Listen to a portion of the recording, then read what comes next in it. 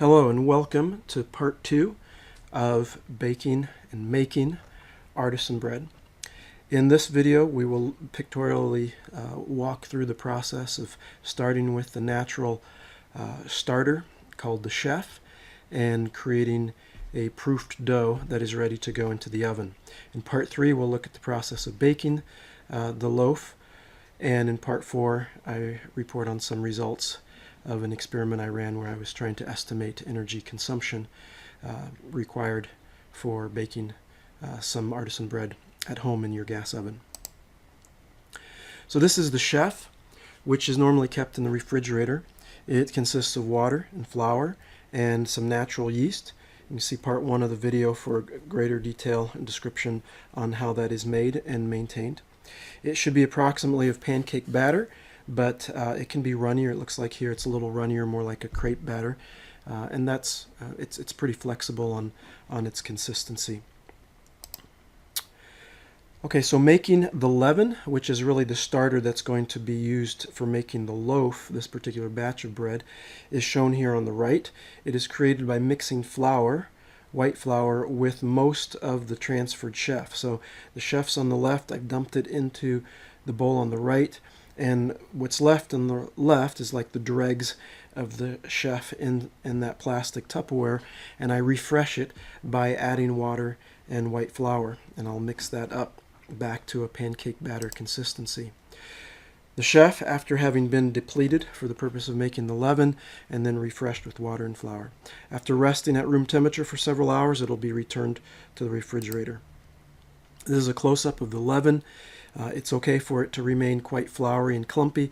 After all, after this is proofed for some time, you're going to just throw it in the mixing bowl, add more water, salt, flour, and so it's going to turn back into a pancake batter consistency initially before it's thickened into a dough. So it's okay for it to remain looking like this while it is proofing. There's another view of the leaven. Here we see the chef on the left and the leaven on the right after a half day of rising at room temperature.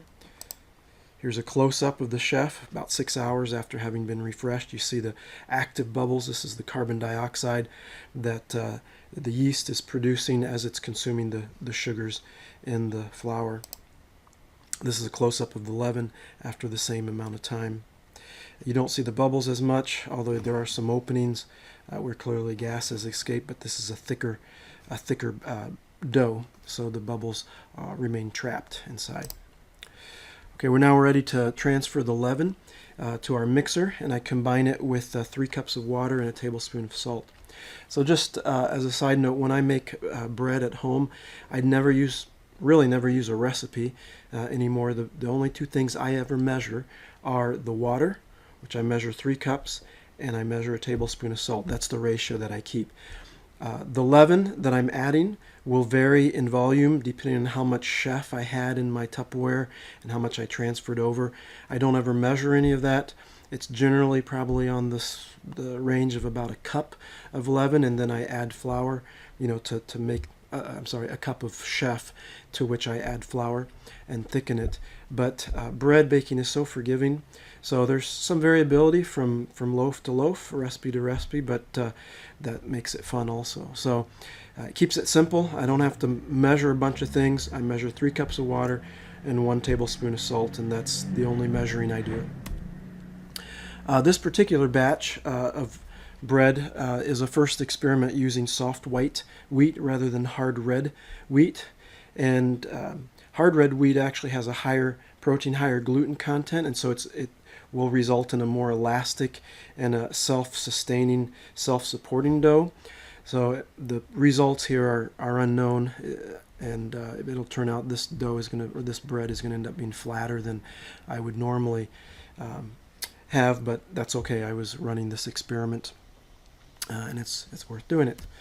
Okay, so after adding some soft white whole wheat to my leaven that has the 3 cups of water and the tablespoon of salt, I'm going to mix it, and it's again like a pancake batter. You keep adding flour.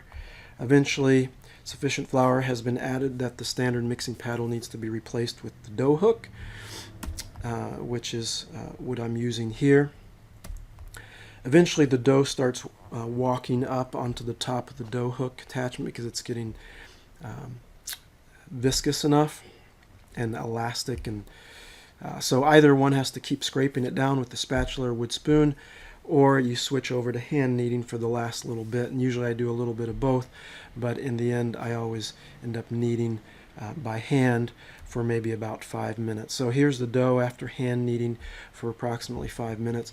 I don't have a video showing how I do that, but the basic technique is I grab the dough, say at the top of the screen here, lift it and fold it down over the lower portion, the lower half of the dough, and then I press it downward with the heel of my hand. And then I give the whole bowl a quarter turn, and I repeat the process. And then quarter turn, repeat the process. So you're essentially just repeatedly lifting one end of the dough and folding it down over the opposite end of the dough, pressing it down with your heel, and then doing a quarter turn. And all the while, you have to add small amounts of flour, not large amounts of flour at a time, otherwise you trap big clumps of flour in the dough, but you add small amounts of flour, which gradually get incorporated. A lot of times I'll let the flour kind of settle down underneath the dough here, and so rather than having to add flour, every 30 seconds, I just leave some flour down underneath, and just by virtue of folding the dough over and spinning the dough, it keeps picking up flour on the underside, and that seems to work pretty well for me.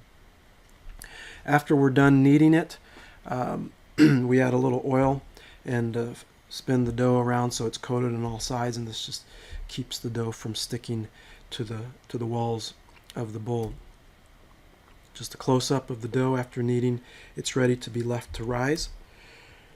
The dough is now left to rise at room temperature for several hours, typically for this type of wild yeast, 2 to 3 hours. If you use a straight yeast, like the granular yeast that you get at the active dry yeast that you get at the grocery store, you can let this rising period be much longer, and that helps to develop the flavor in the dough.